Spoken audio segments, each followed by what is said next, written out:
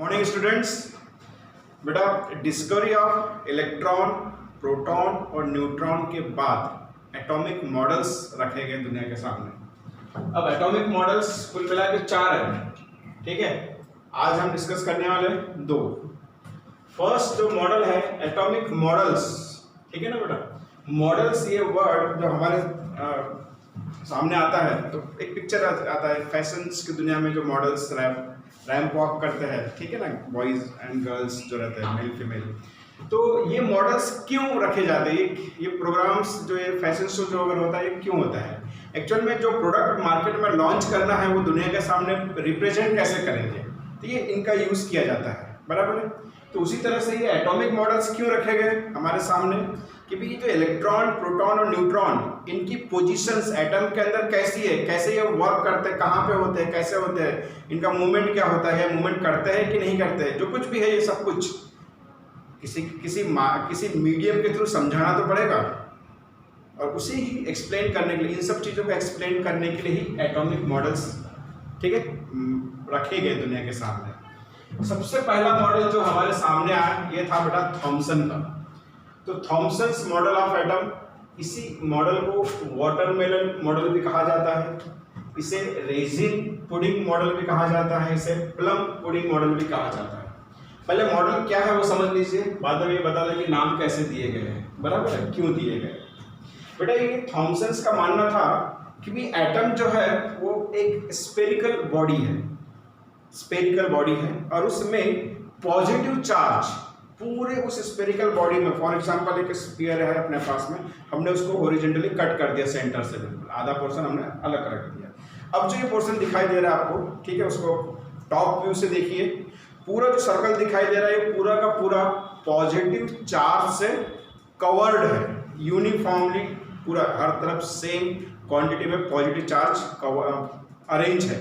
इस ढंग से उसने थॉमसन ने इमेजिन किया कि भाई ऐसा होगा, ठीक है ना। उसके बाद में ये पॉजिटिव चार्ज के बीच बीच में नेगेटिव चार्ज अरेंज है, और ये पूरा का पूरा अरेंजमेंट इस ढंग से है कि ये पूरा का पूरा जो अरेंजमेंट है, इसका जो आउटपुट निकलेगा वो कैसा निकलेगा, न्यूट्रल, इलेक्ट्रिकली न्यूट्रल। मतलब जितना पॉजिटिव चार्ज होगा बेटा उतना ही नेगेटिव चार्ज होगा। इस तरह से इमेजिन किया था थॉमसन ने, और ये मॉडल दुनिया के सामने उसने फर्स्ट टाइम इंट्रोड्यूस किया, ठीक है। बाद में इसमें से बहुत सारी चीजें गलत हो गई, ठीक है, वो बात का पॉइंट है, ठीक है। लेकिन इंट्रोड्यूस होने के बाद में तो वो एक चीज मैंने यहाँ पे लिखी है कि atom has a spherical shape. Radius कितना बताया था उसने, थॉमसन ने 10⁻⁻10 मीटर रेडियस, ठीक है ना। In which positive charge is uniformly distributed, ठीक है ना। स्फेरिकल शेप बताया था उसने, और पॉजिटिव चार्ज यूनिफॉर्मली डिस्ट्रीब्यूटेड है, ठीक है। और इलेक्ट्रॉन्स के बारे में क्या बोल रहा हूँ, नेगेटिव चार्ज के बारे में, are embedded into it to give stable electrostatic arrangement. Electrostatic arrangement का मतलब होता है पॉजिटिव और नेगेटिव चार्ज की क्वांटिटी सेम होना, ठीक है, मतलब वो इलेक्ट्रिकली न्यूट्रल रहेगा। तो इस तरह से ये थ्योरी 3-4 चीजें उसने अपने सामने रखी। अच्छा, इसको ये जो नाम दिए गए हैं उसका रिलेशन मैं आपको बताता हूं। ये मॉडल थॉमसन ने रखा था 1898 के आसपास, ठीक है।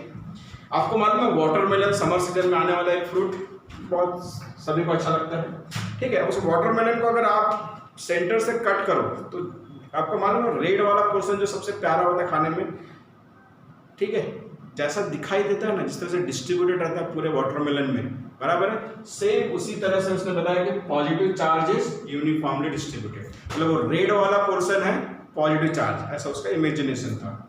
उसके बाद में बीच में मालूम है ब्लैक सीड्स रहते हैं वाटरमेलन में, जिसको हम नहीं खाते, फेंक देते हैं, ठीक है ना।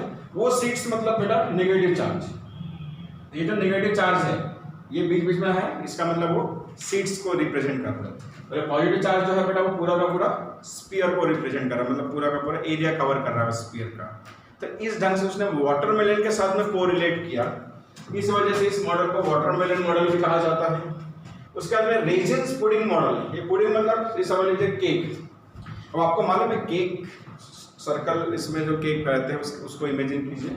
आपको मालूम है उस केक में अगर हमने वो पान जो होता है ना, खाने का पान जो हम खाना खाने के बाद जनरली यूज़ करते हैं, उस पान में बेटा देखो चेरी डालते हैं, पपैया से बनी होती है, ठीक है ना, रेड ग्रीन इस तरह से। तो वो जो चेरी होती है, ठीक है, उस चेरी को कहा जाता है प्लम। तो उसको अगर हम उस केक के ऊपर व्हाइट क्रीम लगा हुआ केक के ऊपर, उसके ऊपर अपने सेंट्रली कहीं कहीं पे उसको ये कर दिया, तो जिस तरह से वो दिखाई देगा सेम उसी तरह से ये पूरा मॉडल भी दिखाई देता है, इसलिए उसको प्लम पुडिंग बोला है। अच्छा, वो चेरी को हटा दीजिए, उसके जगह पर वो किशमिश जो होती है उसको रेजिन बोलते हैं, ठीक है ना, वो किशमिश को लगा दीजिए, तो जिस तरह से दिखाई देगा वो ये फॉर्मेट रहेगा, इसलिए उसको नाम दिया गया है, ठीक है। तो रेजिन्स पुडिंग, प्लम पुडिंग या वाटरमेलन ये नाम है बेसिकली, ठीक है। ये इतना जो है इसके एक्स्ट्रा नाम है, बराबर। मॉडल है बेटा थॉमसन्स का, ठीक है, तो ध्यान रखिएगा इसका जो ये था। लेकिन इस मॉडल में, ठीक है, उसके बाद में बेटा रदरफोर्ड्स का मॉडल आया, Rutherford's atomic model. Second model जो था, जो ये हमें एक्सप्लेन करता है कि भाई इलेक्ट्रॉन, न्यूक्लियस, प्रोटॉन, न्यूट्रॉन कैसे अरेंज होते हैं, बराबर है। ये एटॉमिक मॉडल्स एक एक्सपेरिमेंट पर डिपेंड है बेटा, और वो एक्सपेरिमेंट क्या है ये आपको डायग्राम दिखाई दे रहा है। इस एक्सपेरिमेंट को कहा जाता है अल्फा पार्टिकल स्कैटरिंग एक्सपेरिमेंट, ठीक है। 1909 में ये एक्सपेरिमेंट रदरफोर्ड ने परफॉर्म किया है, और इसी एक्सपेरिमेंट के थ्रू उसने अपने मॉडल्स के पॉइंट्स हमारे सामने रखे। इसमें से मैक्सिमम पॉइंट्स बेटा करेक्ट है, मैक्सिमम लगभग पूरा राइट है, ठीक है। रदरफोर्ड्स मॉडल, ठीक है। तो क्या है एक्सपेरिमेंट, क्या है पहले वो समझ लीजिए। तो यहाँ पे एक रेडियो एक्टिव सोर्स रखा गया है, रेडियो एक्टिव एलिमेंट्स रखा गया है इसके अंदर, लीड ब्लॉक के अंदर।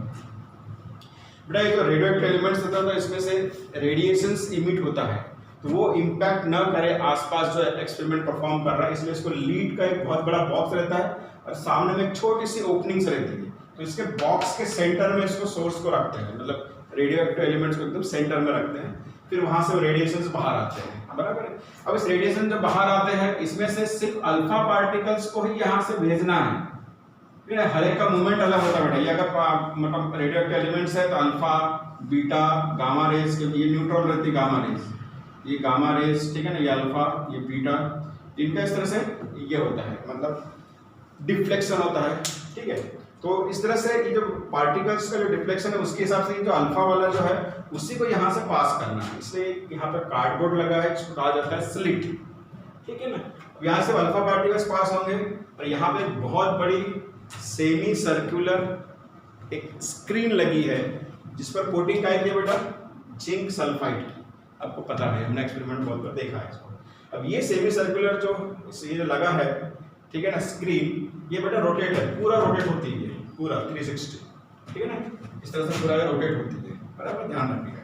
और यहाँ पे कहाँ पे, आपको तो मालूम है ये जो अल्फा पार्टिकल्स इनविजिबल होते हैं, तो इसको ऑब्जर्व कैसे करेंगे कहाँ पे ग्लो हो रहा है, तो इधर इधर फिर टेलीस्कोप लगा हुआ है इधर, ठीक है ना, इधर इधर ये टेलीस्कोप लगा हुआ है इसको, और ये रोटेट होता है पूरा का पूरा, और इसके साथ में ये टेलीस्कोप भी रोटेट होता है ऐसा, दोनों साथ में रोटेट होते हैं, ठीक है ना।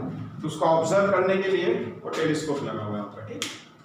अब इसमें देखो एक्सपेरिमेंट जब स्टार्ट होता है तो कैसा ऑब्जर्वेशन आता है। अल्फा पार्टिकल बेटा यहाँ पे जिससे स्ट्राइक हो रहा है वो बेसिकली गोल्ड का एक छोटा सा टुकड़ा है, बहुत छोटा सा टुकड़ा है, 100 ठीक है ना, नैनोमीटर्स, बहुत स्मॉल सा, पतला सा, ठीक है। इसकी जो थिकनेस है ये एक्चुअल में क्या है, 100 नैनोमीटर की थिकनेस है उसकी, ठीक है, मोटाई। तो यहाँ पे रखा हुआ गोल्ड पीस, ठीक है। यहाँ पे जब अल्फा पार्टिकल से स्ट्राइक होता है बेटा, तो देखा गया है जब से ऑब्जर्व किया था टेलीस्कोप से, तो बहुत सारा जो ग्लो है, मतलब जो ठीक है ना, ज्यादा क्वांटिटी में जो ग्लो है बेटा, जहाँ पे मोस्ट लिखा हुआ है इस पॉइंट पर आपको नजर आता है, बहुत ज्यादा क्वांटिटी में ग्लो। उससे थोड़ा कम कंपेरिजन में फिर इस साइड में, मतलब इसके थोड़ा ऊपर, ये थोड़ा नीचे इधर पे, यहाँ पे जिसमें फ्यू लिखा हुआ है, बराबर है। तो उससे भी कम जो ग्लो आता है बेटा इस साइड में, यहाँ पे वेरी फ्यू लिखा है, इधर वाला पोर्शंस, ठीक है, दिखाई दे रहा है आपको। और फिर जब ये स्क्रीन ऐसी घूमती हुई यहाँ से पास होती है इधर से, तो यहाँ पे कभी कभी एकदम हजारों में, ठीक है ना, लाखों में एक आधी बार यहाँ पे भी जब स्क्रीन ऐसी घूमेगी ऐसी, यहाँ पे भी ग्लो दिखाई देता है, इसलिए लिखा है जब रेज ऐसे वापस जाती है तो वेरी वेरी फ्यू लिखा है। तो इस तरह से उसका ऑब्जर्वेशन है, तो वो तो ग्लो दिखाई दिया था, फिर उसको उस ग्लो के बेसिस पर उसने क्या कंक्लूजन निकाला वो हमारे लिए इंपॉर्टेंट है। एक्सपेरिमेंट तो हो गया, ठीक है ना, कंक्लूजन इंपॉर्टेंट है। उस कंक्लूजन में उसने देखा कि मैक्सिमम अल्फा पार्टिकल्स सीधा ट्रेवल करते हैं, मतलब आर पार निकल जाते हैं गोल्ड के फॉइल के, उसको पेनिट्रेट कर लेते हैं और सीधे जाके आगे में विदाउट एनी डिफ्लेक्शन स्ट्राइक होते हैं। यहाँ पे मोस्ट लिखा हुआ है। आउट ऑफ 8000 मतलब 8000 पार्टिकल्स में से एक पार्टिकल क्या होता है बेटा, डिफ्लेक्ट होता है लेस देन 90 डिग्री से। ये डिफ्लेक्शन दिखाई दे रहा है, ये पाथ है, इतना जो है ये लेस देन 90, ये लेस देन 90 है, ये लेस देन 90 है, बराबर है।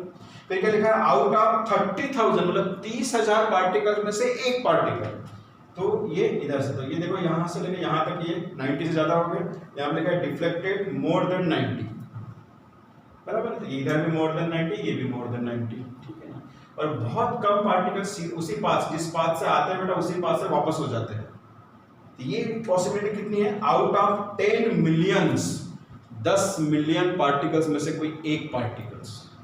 ये पॉसिबिलिटीज लिख के दिया है मैंने, जो डिफ्लेक्ट किसके थ्रू होती है बेटा 180 डिग्री, जिस पाथ से जाएंगे उसी पाथ से वापस आ जाएंगे। ये मैंने पॉसिबिलिटीज लिख के दिए कि आप प्रैक्टिकल्स में क्या उसको मिला, बराबर। इधर देखिए, अब ये बहुत ही एक जूम करके लिया हुआ व्यू है, ये इस गोल्ड फॉइल के अंदर का है, एकदम बिल्कुल माइक्रोस्कोपिक व्यू। तो देखो क्या दिखाई दे रहा है आपको, ये गोल्ड का एक एटम है, ये जो लिख रही है आपको बाउंड्री, ये गोल्ड का एक एटम है, सिंगल एटम। उसका जो ये है, ठीक है ना, यहाँ से लेके यहाँ तक, जो डायमीटर की बात करते हैं उसको, साइज की बात करें तो साइज कितना दिया बेटा, 10⁻⁻10 मीटर, यहाँ से लेके यहाँ तक, मतलब पूरा साइज ऑफ द एटम, ठीक है।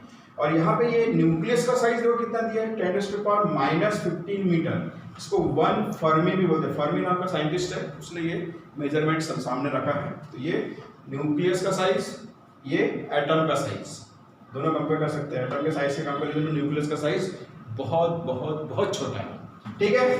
अब इस पूरे अरेंजमेंट में एक सिंगल एटम का देखो, इसमें क्या होता है, इस सिंगल एटम के न्यूक्लियस में जो आपको दिखाई दे रहा है, जो रेज आ रही है, ये अल्फा पार्टिकल्स है, ये जो आ रहे हैं बेटा ये अल्फा पार्टिकल्स है, ये इसी पाथ से वापस हो जाएंगे, क्योंकि ये रेज जो है ये न्यूक्लियस से टकराती है, तो उसी पाथ से वापस हो जाती है, ठीक है ना। जो उसके बाउंड्री पर टकराएगी वो इस तरह से ये होती है डायरेक्ट, यहाँ पे इलेक्ट्रॉन्स वगैरह रहेंगे, ठीक है, यहाँ पे इलेक्ट्रॉन्स रहेंगे, इलेक्ट्रॉन्स जो ऑर्बिट में घूमेंगे, उसमें टकराने के बाद में ये इधर से डिफ्लेक्ट होती है, फिर ये और कहीं से डिफ्लेक्ट होती है, ये कहीं से डिफ्लेक्ट होती है, तो ये लेस देन 90, ये भी लेस देन 90 है, ये मोर देन 90, बराबर, और ये 180 डिग्री। उसी तरह से यहाँ पे नीचे में भी डिफ्लेक्शन दिखाया गया है।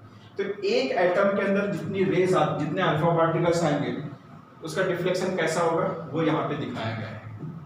बहुत माइन्यूटली इसको ऑब्जर्व करने का, ड्रॉ करने का, ठीक है। अब इस पूरे बेसिस पर बेटा इसने कंक्लूजन क्या निकाला वो सबसे ज्यादा इंपॉर्टेंट है। तो सबसे पहला जो कंक्लूजन था बेटा, ठीक है, इसने देखा कि मैक्सिमम पार्टिकल्स सीधा स्ट्राइक हो रहे हैं। मान लो कोई चीज अगर बिना रुकावट सीधा जा रही है, मतलब उसके पाथ में कुछ नहीं है, खाली है पाथ, कोई भी ऑब्स्टेकल नहीं है।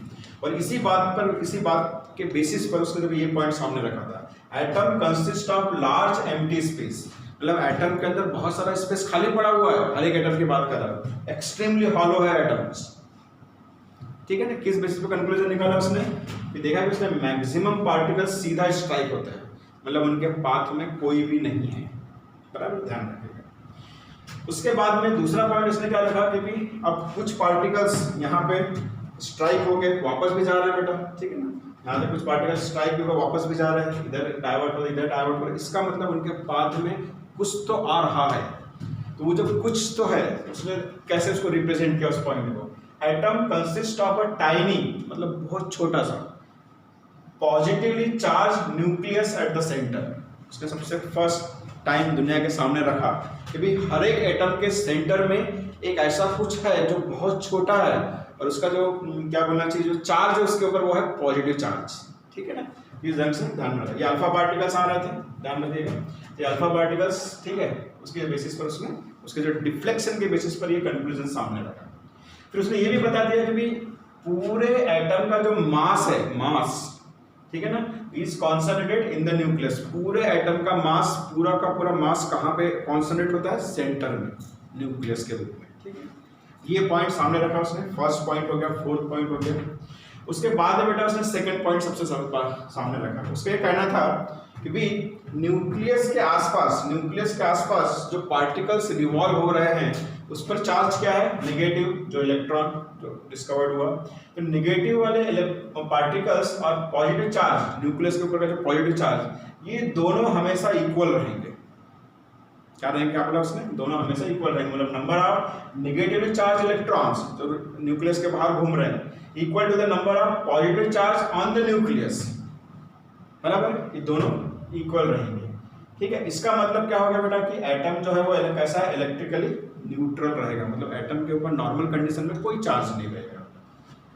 इतने पॉइंट्स उसने दुनिया के सामने रखे। उसके बाद में उसने एक और पॉइंट कहा कि भी इलेक्ट्रॉन्स और न्यूक्लियस इनके बीच में एक फोर्स ऑफ अट्रैक्शन होता है, क्योंकि न्यूक्लियस पर चार्ज क्या है, पॉजिटिव, इलेक्ट्रॉन के ऊपर चार्ज क्या है बेटा, नेगेटिव। तो दोनों के बीच का जो फोर्स ऑफ अट्रैक्शन, उसको नाम दिया उसने, नाम इसने नहीं दिया, पहले से एग्जिस्ट करता था ये, इलेक्ट्रोस्टैटिक फोर्स ऑफ अट्रैक्शन।